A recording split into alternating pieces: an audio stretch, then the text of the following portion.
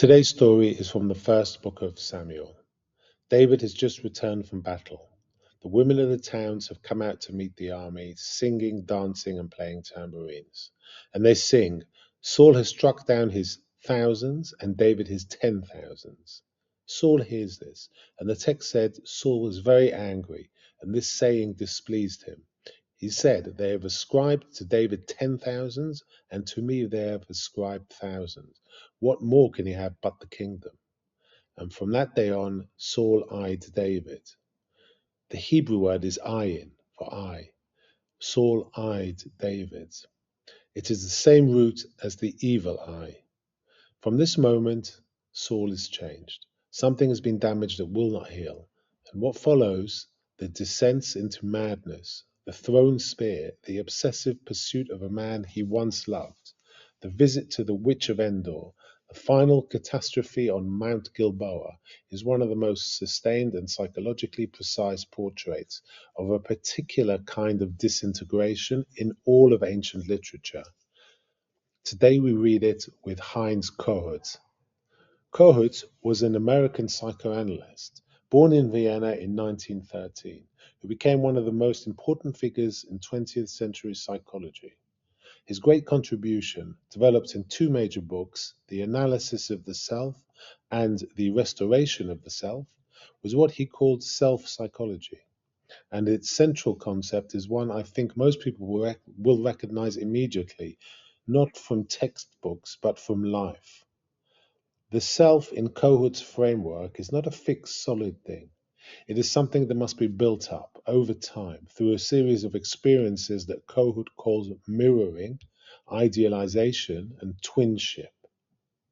We need from the very beginning to be seen, to have our aliveness, our joy, our achievements reflected back to us by people who matter.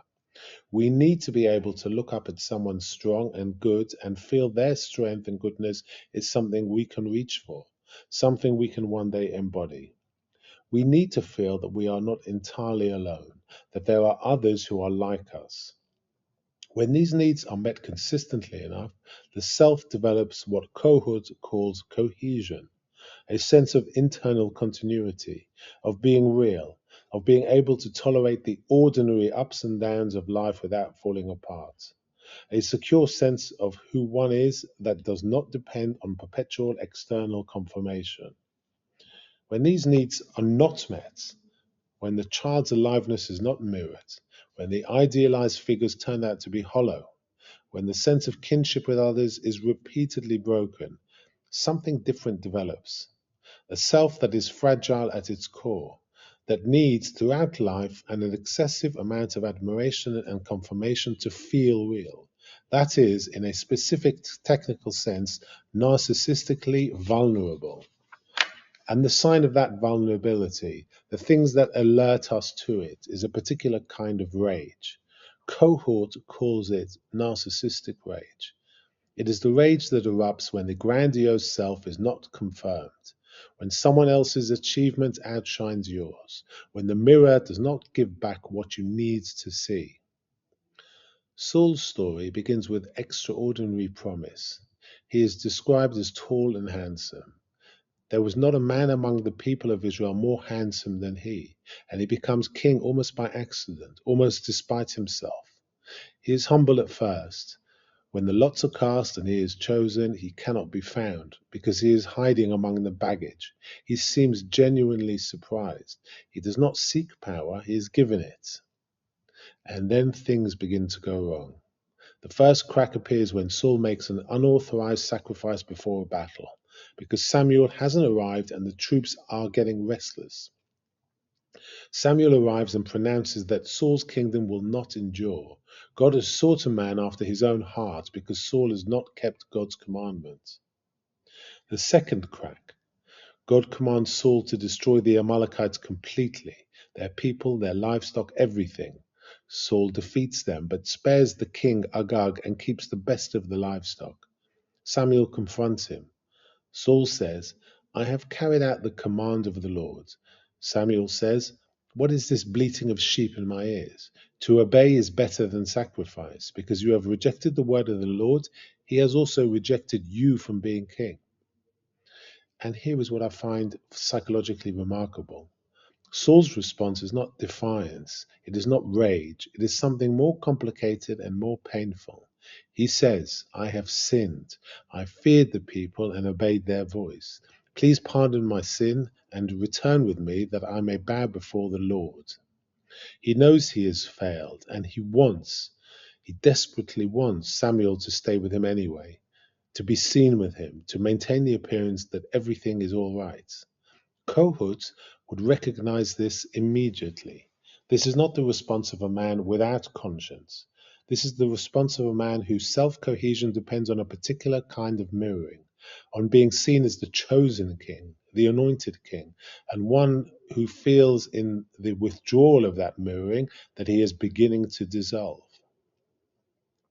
Samuel refuses to return with him publicly. He tears away from him, and Saul grabs his robe, and the robe tears. Samuel says, The Lord has torn the kingdom of Israel from you this day.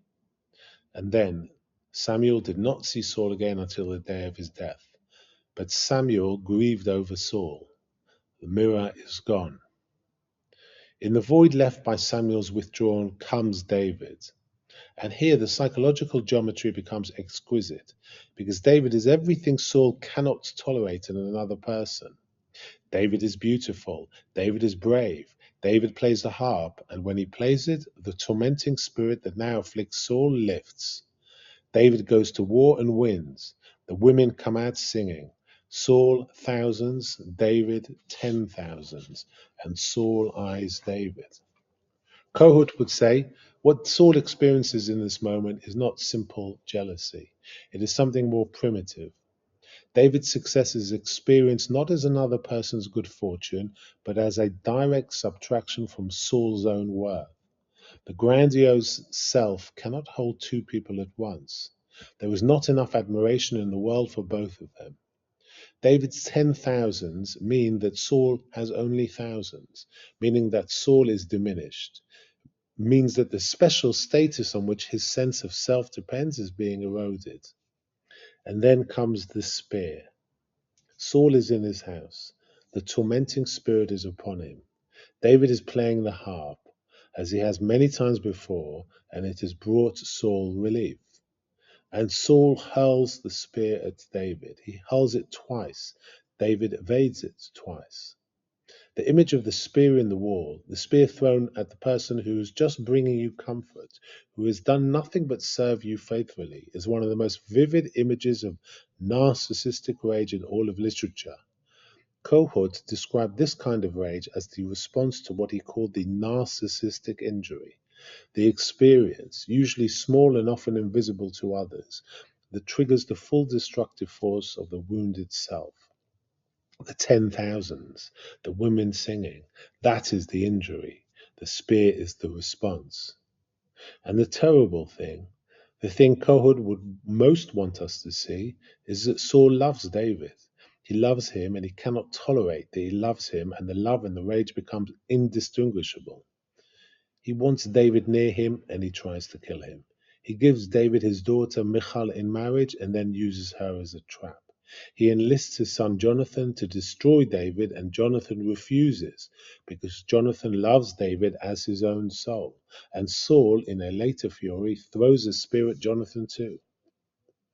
Saul's decline is traced with extraordinary care over many chapters.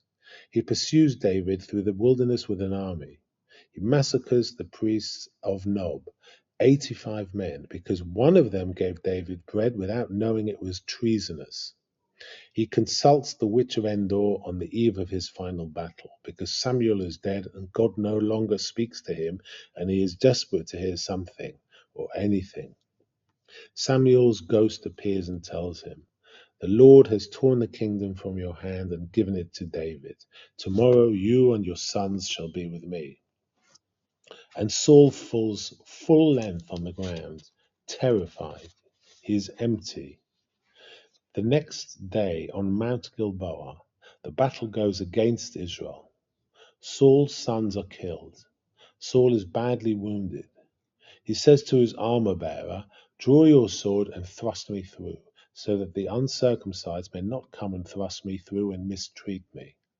The armor bearer is afraid and will not, and Saul takes his own sword and falls upon it.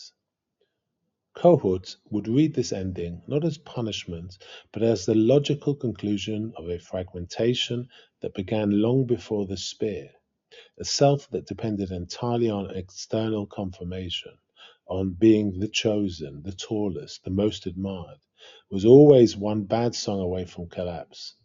When the confirmation was withdrawn, when the mirror was broken, there was not enough internal cohesion to sustain the person beneath the king. And yet Saul is not a villain in this story. He is a tragedy. The Bible does not present him as evil. It presents him as a man given a role he was not psychologically equipped to hold. He was broken by what was demanded of him and what was taken away. David mourns him with one of the most beautiful eulogies in the entire Old Testament. How the mighty have fallen. Saul and Jonathan, beloved and lovely, in life and in death, they were not divided. Kohut would say, this is the deepest truth about narcissistic vulnerability. It is not wickedness, it is a wound that, when it is not treated, when it is not met with the kind of genuine understanding and careful relationship that might have helped a different person build a more solid self, expresses itself in rage, in pursuit, in the destruction of what one loves. Saul threw the spear, and somewhere in him he knew it was wrong, and he could not stop.